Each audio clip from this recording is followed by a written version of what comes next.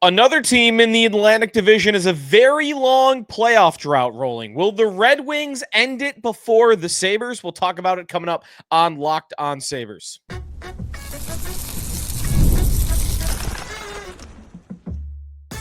You're Locked On Sabres, your daily podcast on the Buffalo Sabres. Part of the Locked On Podcast Network, your team every day. What's up, everybody? Welcome in to this Tuesday edition of the Locked On Sabres podcast. Thanks for making us your first listen every day. We are free and available wherever you get your podcasts. You can check us out on YouTube where you can watch the show, hit that subscribe button, hit that like button as well. We very much appreciate that. And as always, if you want to be a part of our Locked On Sabres text club, you could do that as well by heading over to joinsubtext.com/Locked On Sabres. Today's episode presented by FanDuel. Football season right around the corner. Visit the FanDuel app today. Start planning your futures bets now. Sneaky Joe DiBiase here on a Tuesday. I told you he was going to be joining you on Wednesday, but something came up for later in the week, so move this show up a little bit to Tuesday. We're going to talk today about the Detroit Red Wings. We move through the Atlantic Division, looking at what these teams were last year, looking at what they're going to be coming up this year, off-season moves as well, and any comparisons to the Buffalo Sabres. And today, we land on Detroit for all of that. We are going to get to the Red Wings and what has been a very long and bad era for them has coincided with this longest playoff drought in NHL history by the Buffalo Sabres. So the last year's Red Wings, their offseason moves, they're not very happy with them. And then also what's coming up next year as well. All coming up on today's show. One quick thing, though, that I do want to get in, asking the text club this as well today. We're doing a series for Locked On NHL, and we'll be talking about this on our show a little bit as the summer goes on here. Top 100. You get that in the NFL, right? Our partners over Locked On NFL do the same thing.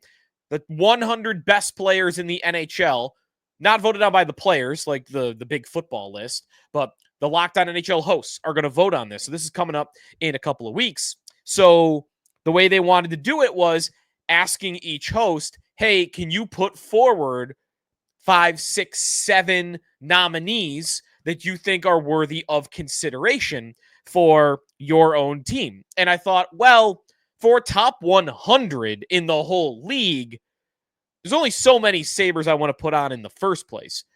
Rasmus Dahlin, Tage Thompson, those two for sure, clear and above. If they're not on the list, it's travesty. The next two, in whatever order you want, to me are definitively Owen Power and Alex Tuch. Those are the next, that's the next tier of, though they are great players. I would say Dahlin and Thompson are elite players. I've got Tuch and Power more as great players at this point in their careers. And then I think that's probably it for top 100 consideration. Although I did think to myself as 5, 6, and 7 were blank there, who would be the next Sabre that I would write here? Who is the 5th best Sabre that you would put forward as a potential top 100 list? And maybe this is not necessarily a compliment about the team they've built, but I don't think there's a great answer. And honestly, I landed on my guy, Zach Benson, because of his defensive impact, because I just don't see Ryan McLeod being that, or Josh Norris yet with all the injuries he's had, or Bo Byram. Like, those would be the names that you would be picking through, would probably be those 4, maybe Michael Kesselring. So Yuri Kulik, it's so early for him though, 20 whatever points last year. But so you tell me, you want to write in on the text club and let me know what you think on Twitter as well. I went Benson as the 5th Sabre I would list on that, but it's not an easy one. So let me know what you think and which player you would pick. Let's get to the Red Wings. The Detroit Red Wings are in the middle of a 9-year playoff drought. I know that is nothing compared to the Buffalo Sabres record playoff drought of 14 seasons, 2010-11 to present. But Detroit, this might surprise you, 9 seasons is actually the 4th longest playoff drought in NHL history. There have only been 3 that have been longer. The Sabres drought at 14 years. Florida from 99-2000 to 11-12. And Edmonton, who went from 05-06 to 16-17 without making the playoffs. Those two teams are at 10 seasons. So with a missed playoff this year, a year from now, if the Sabres have missed the playoffs and the Red Wings have missed the playoffs, it'll be kind of incredible that you'll be able to say the two longest playoff droughts in NHL history exist presently in the same division. And this is not to let the Sabres off the hook at all for this playoff drought.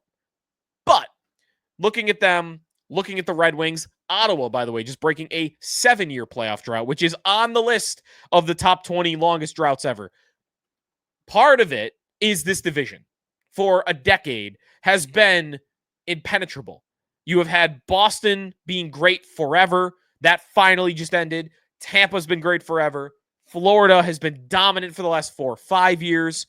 And Toronto, of course, during this Matthews, and I guess Marner's gone now, but during that era, have been a constant playoff team and a constant regular season dominant team. So there's been no room for the Sabres and the Red Wings to wiggle in a lucky year and get in. And that's why I think in a year you might say these are the two longest playoff droughts ever. And at the moment, they're 2 of the top 4 ever.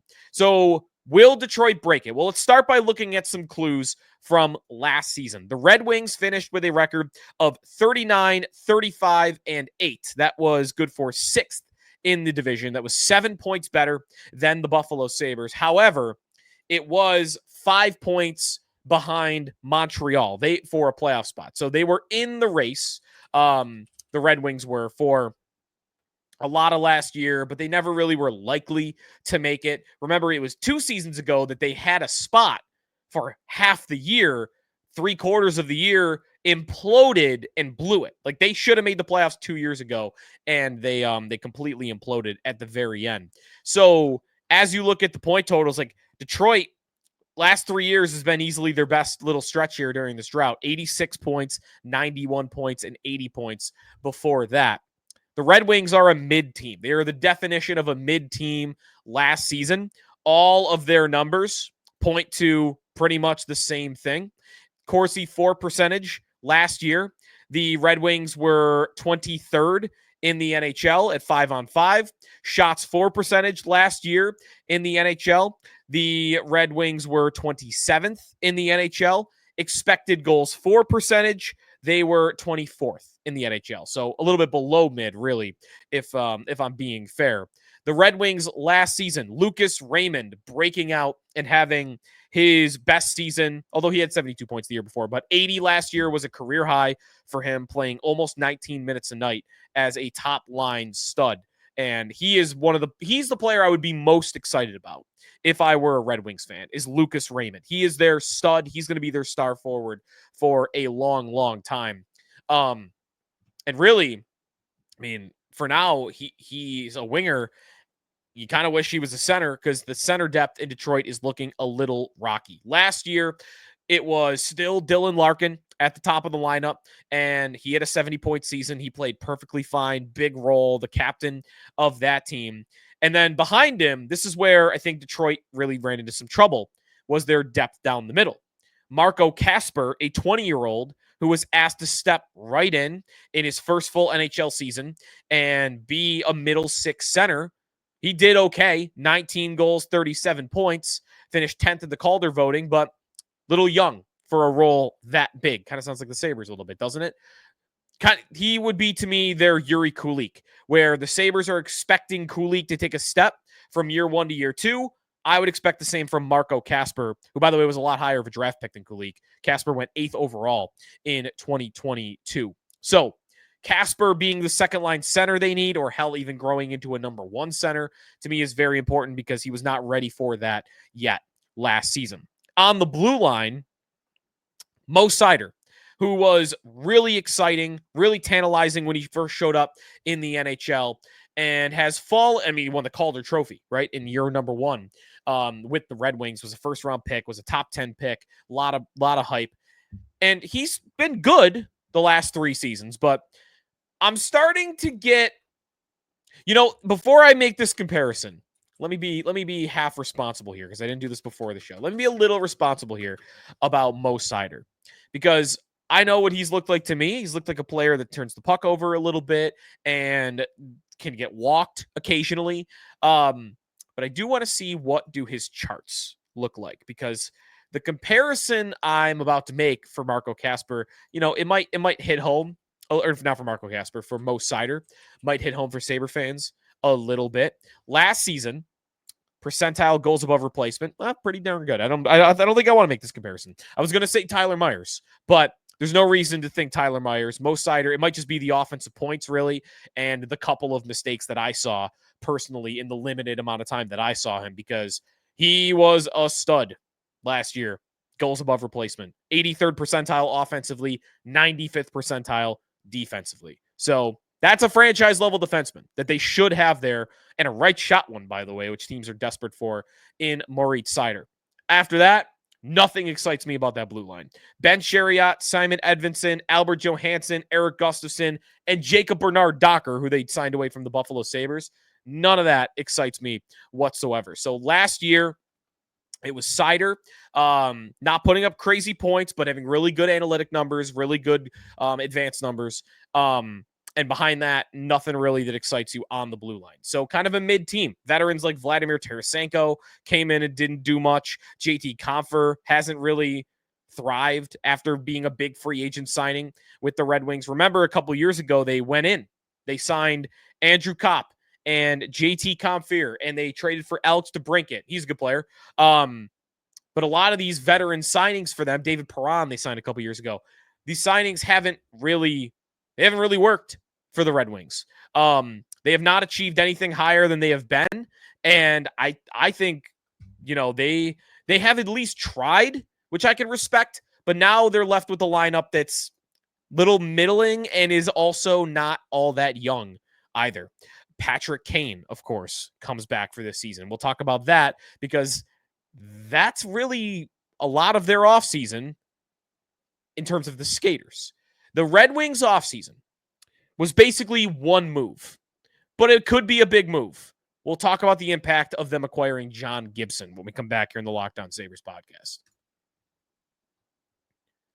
Today's episode of Locked On Sabres presented by FanDuel Sportsbook. So coming up in 2 weeks, August 26th, officially FanDuel Futures Day. Can't wait. A brand new holiday for football fans who live for bold predictions and preseason hunches. I like looking, by the way, and picking each team, picking each division. 8 division winners parlayed together. If you get all 8 right, it's like a crazy, crazy payout, even if you pick favorites. So on August 26th, for just 24 hours, FanDuel's giving you deals on NFL season predictions. So whether you're calling for long shot division winner, crown your Super Bowl champion before week 1 even kicks off, this is your moment. Take a flyer on a guy to lead the league in passing or receiving. Maybe Baker Mayfield is one for that. If you want to get a little wild and maybe pick like the Packers to win the Super Bowl, if you like Jordan Love a lot, that's something you could get really good odds on as well. There's a lot to play with. So visit the FanDuel app today. Get ready for August 26th, officially FanDuel Futures Day. Start planning your futures bets now because Futures Day is one day and one day only. FanDuel, play your game.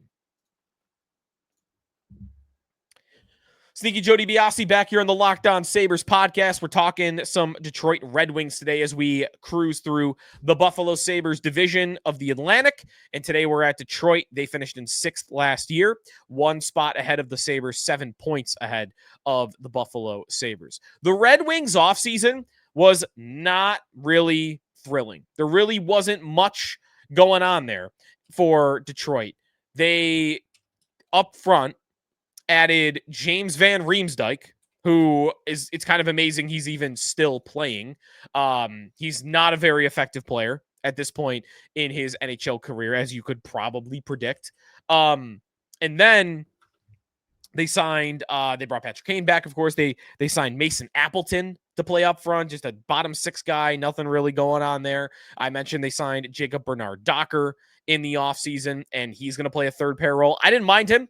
Last year in his limited action for the Sabres, it was puzzling to me that the Sabres decided not to bring him back when they basically could have had him back for free. That was a weird one. The Red Wings say, all right, we'll take him for less than $1 million and throw him on our third pair and be okay with that. So there's that. But the big move that they really made this offseason was trading draft picks, and they don't have to give up a first-round pick to get this done. They send a second-round pick as part of the deal to Anaheim to get John Gibson. John Gibson, a big name, big goalie name, long-time Anaheim Ducks starter, 506 games with the Ducks, and many great seasons. Like the first 6-7 years of John Gibson's career were really special. Like he was one of the best young goalies, not just in the league at that time, but in decades. Goalies, I remember when we talked about Devin Levi a couple years ago, stepping right into the NHL and like, oh, the Sabres are going to start him right away, and how there wasn't really much sample size for goalies under the age of 25 stepping into the NHL and being a starting caliber goaltender and having it go well. The only example of that I would always point to, like the anomaly, like Levi was hopefully going to be one anomaly. The other anomaly was Gibson. Gibson was really the Duck starter from 22 years old on, and he finished 7th in the Vezina voting when he was 22 years old. He won the William Jennings Trophy for the fewest goals allowed with his teammate. He made the All-Star game in those couple of years after that. He finished 10th in Vezina voting the year after. Like there really weren't ever a ton of wins because Anaheim was never all that good for John Gibson. I mean, he has not played a playoff game in 7 years. The Ducks have been bad for a long time, and he's been worse for a long time. Really, I don't know what happened. It's puzzling. Maybe it was just the team getting worse, or maybe Gibson just did. But it's been about 5 years since John Gibson has been playing at like a true top-end number one goaltender level of play. It's really been six years since that's been true. So big name, and he's been okay. Last year was actually probably his best season. He only started 28 games, so probably take it with a little bit of a grain of salt. I was looking through at his goals saved over replacement stats, and he finished out of 82 goaltenders 15th. Like good year, but limited sample. He didn't play all the year. Dealt with some injuries, of course, over the years as well. Detroit's season is going to largely be up to what does John Gibson look like? Is he going to be even playing what he did at the level last year, but doing it over 50 games? Is he going to be back to what he was early in his career? If he is that, the Red Wings should make the playoffs. They absolutely should make the playoffs. But how likely is that? How likely is it that John Gibson is just going to reinvent himself or return to what he was 6 years ago? Probably not that likely. How likely is it that he's a below average starting goalie? He's been that for a lot of these years as well. That's possible too. Cam Talbot is the other goaltender in Detroit, so not someone that excites me too much if Gibson's not able to put it together. So that's the bet they made. That was their offseason. Everything else was just really light tinkering and bringing guys back. The Red Wings offseason was John Gibson. So listen, they had Alex Lyon last year. They let him walk, and now he's here in Buffalo. Sure, I'd rather have John Gibson. I'd rather take the shot on John Gibson than Alex Lyon. But just because Gibson's a way bigger name, I wouldn't assume John Gibson's better than Alex Lyon this year. In fact, the last 3 seasons, Alex Lyon's been a better goaltender. Every number, he's been stronger. So, sure, Gibson, bigger name, probably bigger talent level, right? Highly drafted guy, all-star level, William Jennings, Vezina votes over the years. Team North America at the World Cup of Hockey. He was the goalie for Team North America. Lyon, long journey to the NHL, ECHL, AHL, third string guy, gets hot with the Panthers at the end, and it looks like a fluke. And he's 30. But I think it's possible. In fact, I don't even think it's that unlikely that Alex Lyon comes out and is a better goalie than John Gibson. So Detroit got the big name, but I think there's a lot of reasons to be skeptical about that working out for them. And if it doesn't, I don't think they're going to the playoffs this season. I think there are some teams in the league that ride or die with their goaltender. Not everybody does, but there are half the teams in the league, 10 teams in the league. You will make the playoffs only if you have a great goalie year. And I feel like one of those teams is the Red Wings. So let's get more into that. What is this season going to look like? What's their over-under? Comparing them to the Sabres as they try to break this drought as well. For them, though, it is 9. For the Sabres, it's 14. More on the Red Wings coming back here on the Locked On Sabres podcast. Today's episode of Locked On Sabres is presented by Indeed.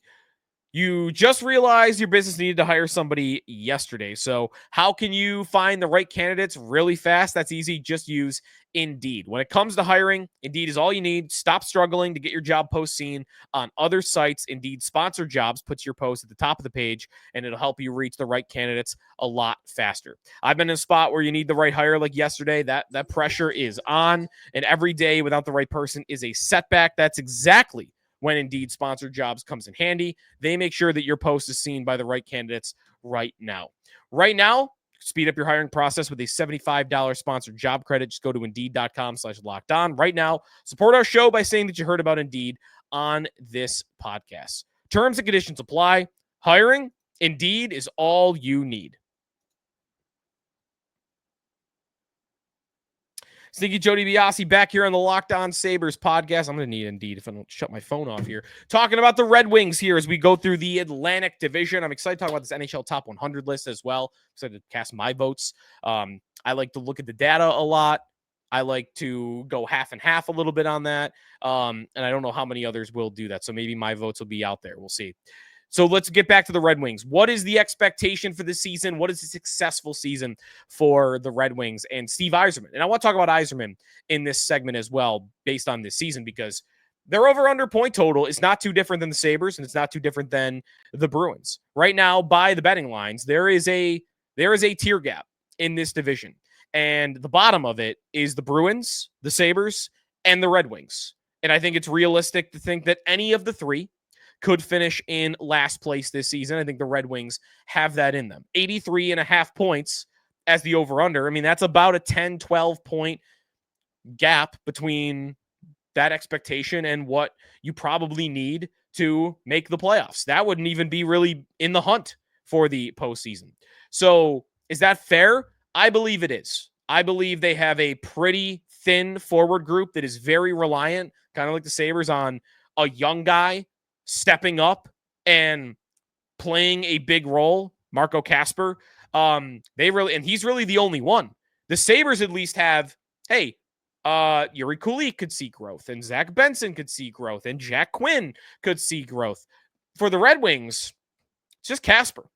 Unless I'm missing somebody. I mean, Dylan Larkin, veteran. Lucas Raymond, he's the guy at the top. A little different there. DeBrincat, veteran. Van Riemsdyk, veteran. Kane, veteran. Rasmussen, veteran. JT Compher, veteran. Mason Appleton, veteran. Andrew Copp, veteran. Like, it's older guys, veteran guys. And that could be good, but there's not a huge mix there of youth and veteran talent. So it's got to come from Kasper, and maybe it's Raymond and Seider taking another big step forward, but those guys are already two of their best players, or honestly, they are their two best players. So looking at the Red Wings, I'd pick under. I would pick them to be under 83.5 points, and I would project that they are going to finish 7th. I believe that the Sabres will finish above 2 teams at least this season.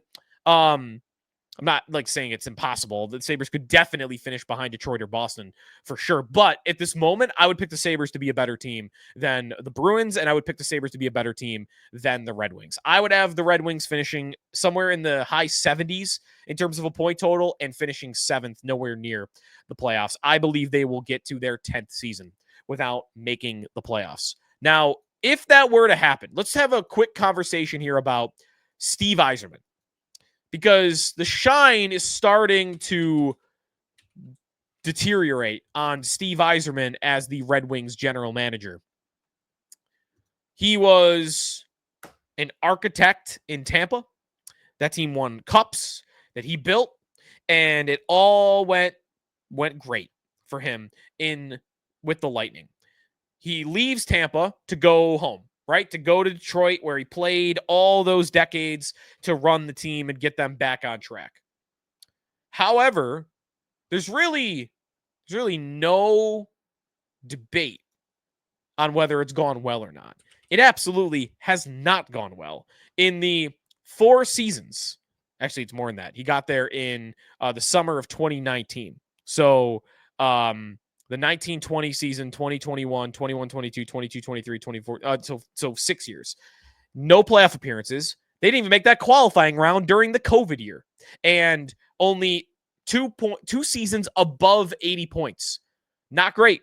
The Yzer plan has taken a long time here and no success to speak of. How much time does he get? The one thing, I don't want to make it sound like I'd rather have Kevin Adams for this, but and also we don't know if the Sabres would ever even fire Kevin Adams, so maybe this is actually a bad example to make, but I'll make it anyway. I was going to say, you might rather be in a position where you have a long-time GM, if you're a fan, that isn't a legend of the team and hasn't had a track record before of success. Sometimes that could cause you to hang on to the guy for too long. Again, Sabres might be doing that anyway with Kevin Adams. But the tricky thing for the Red Wings is if Yzerman doesn't know what he's doing right now, if he keeps screwing it up and screwing it up and screwing it up, that's a tough one because he's not, Gordie Howe's your all-time player.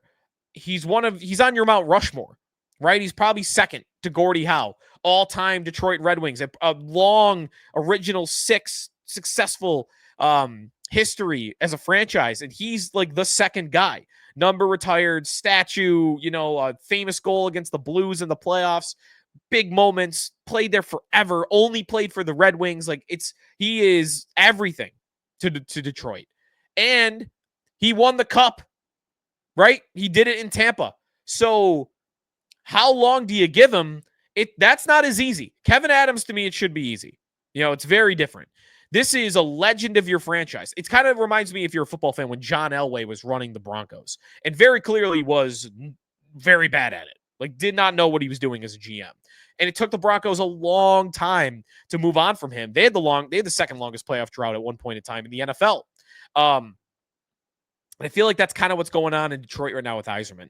I don't see a GM that's got much of a plan. I see a GM that's trying to throw Band-Aids on problems, and he's paying middle of the road veterans. And that, to me, if you're going to go into free agency, go pay the top guys, man. Go get Nikolai Ehlers. Go get, Panarin's of years ago now, but go get the top end guys. And he's doing these third tier free agent contracts. I have not liked the plan for Yzerman in Detroit. I think the right plan is somewhere in between what the Sabres have done and what the Red Wings have done. I think the Red Wings have gone too far in on the mid-level veterans, and the Sabres maybe haven't gone that route enough.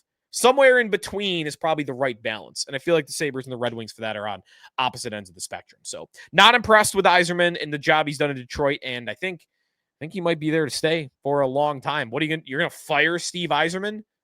I don't think so. Let's put it this way. If the Sabres miss the playoffs this year, it's got to be Kevin Adams' job. He has to go. Whereas if Yzerman and the Red Wings miss the playoffs, I have no expectation that Yzerman's going to go. He's going to come back again. So I don't know. It's a tough one. Not a position that I envy for them. Great jerseys. Love their jerseys. The top 3 jerseys in the NHL. Love the red. Love the logo. It's all great. All right, that's going to do it for us today on the Red Wings. If you want to check out the Bruins episode, you missed that. That's from our last show in the feed. Next up, Montreal, who made the playoffs, surprisingly, last season. So come back for that tomorrow. And we'll also, have this Locked On NHL list. If you want to check out Locked On NHL, all the biggest stories in the league, be sure to check them out. They're available on YouTube and wherever you get your podcasts as well. So that's it. Enjoy Hard Knocks if you're a Bills fan. And we'll talk to you tomorrow here on the Locked On Sabres podcast, part of the Locked On Podcast Network, your team every day.